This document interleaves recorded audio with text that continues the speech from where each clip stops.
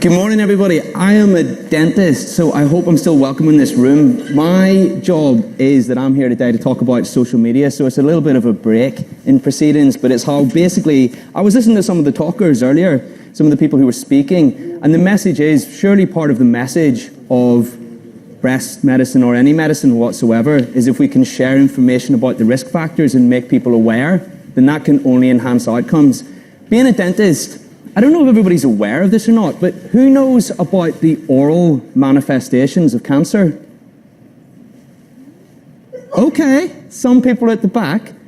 Who didn't know there was oral manifestations of cancer? Anyone? Okay, that was just a super quick shoot from the hip survey, so everybody knows that at least. Okay, you know what? You know the craziest thing? So quite often when you get young students who go to university, they don't look after themselves, right? They have no vitamin C in their diet. They get scurvy sometimes.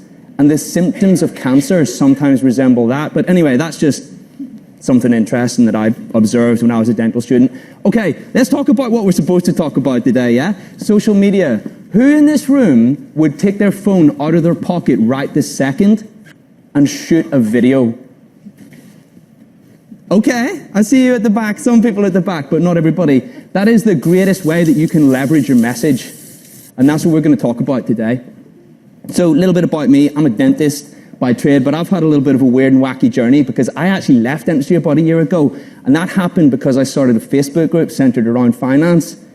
And then through doing that and through sharing my message on finance, well, somewhere along the line I found myself in some stages, and then I found myself here today to share what I learned about social media, because that's something I'm deeply passionate about. And if you would have spoke to me 2 years ago and someone would have said to me, James, you're going to be on a stage talking about social media, I would have said, no way in heck, I hate social media, it's so cringeworthy. But here I am. All right, so who thinks social media is a bit like this?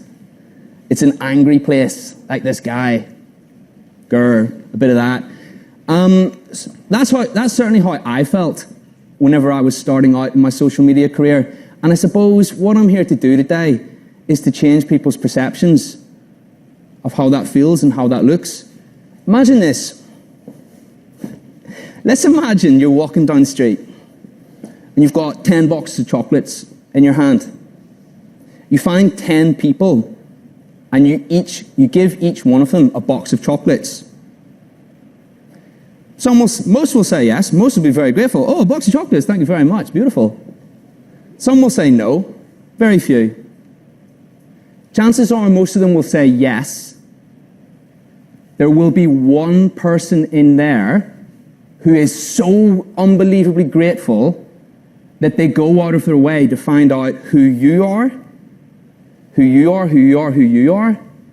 Come to your house and give you another box of chocolates, because it's a fundamental human thing that when someone gives us something, we want to give them something back. It's gratitude. So that's it on a micro level. Let's put that into terms which are more relevant to people in this room. If I give someone information about how they can screen themselves to look out for risk factors of breast cancer or any cancer or anything like that, that person feels grateful to me. I've helped one person that day.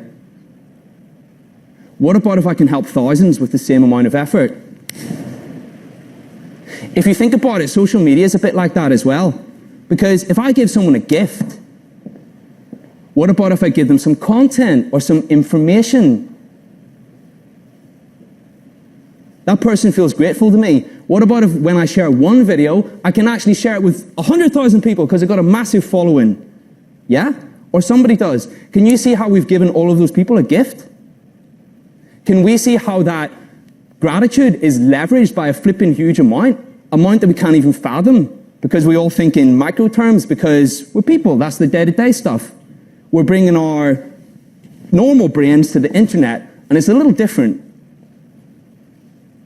Can we see how it's our duty to put what's in here on the internet? Because it doesn't have to be one person in that consultation room, it can be thousands all at once, it's the same stuff. And isn't that an enhanced outcome? Just another way of looking at it. So we think about it. Let's think about it like this. Anything in life, your network is your net worth. I'm not going to just throw sound bites and say stuff like that, but if you think about it, if you know a lot of people and you want to share your message, and that's in the real world, that's a great thing. You might have lots of friends, lots of people might know you. Where can you go and make that message so much more powerful? You know when no one said, well, there was very few people who said they'd willingly shoot a video, there were some people at the back, right? Up there. You know those people, you know that is the one thing, and if we think about it, that's not a flipping physical barrier, that's a psychological barrier, right here. That's the only thing. It's easy, okay? Yeah? Let's reframe it. We don't have to do it, but in a way, isn't it our duty? We got something in here that can help so many people. Isn't it actually, in a way, our responsibility to share it on the internet, share it with a virtual network? You get out, whatever you put out in the world, you get back. If you put out love, you get love back. And it's the same with social media. And by the way, this is coming from the guy who thought it was terrible about 2 years ago, right? So if I can change, there's hope for anybody in this room. And you know what? Even if I can just get people to think about it just slightly differently, then I've helped. I just want to talk quickly about the other things. We covered the main one, which is how you can help people, how you can help others and improve outcomes, which is what we're here to talk about today. We're all doctors. Think about it like this.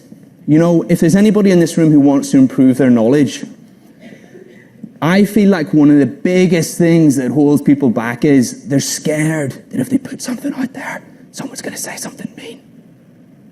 Someone's going to say something not so nice. Here's what you see from the other side. This is coming from someone who put themselves out there. It wasn't about, it just so happens it wasn't about dentistry or medicine. It was about finance. It was a little different. Do you know the number of people that come to you and drop you messages behind the scenes and say, I like what you did, but actually have you thought about it in this way? Or here's this other piece of research, or here's this data that you can think about and improve. And all of a sudden you're like, wow, I never would have learned that otherwise. But you don't see that, okay? Because that's behind the screen. That's when you're the person, or you're the person, or you're the person, or you're the person who puts themselves out there. And it's a gift. Being able to speak. How does anybody know what's in here unless we can convey it to others, unless we can speak? What's the greatest way to improve your ability to speak? You know when that, let me get my phone out of my pocket for 2 seconds. You know when you do this, and you hold the phone up to your face? You have to talk, yeah? You have to talk, you have to be on that camera. And you know what? Up here it feels tough the first few times, then it gets easier and easier and easier. That toughness has another name. It's personal growth. That's how you share your message with the world and leverage it. Thank you so much.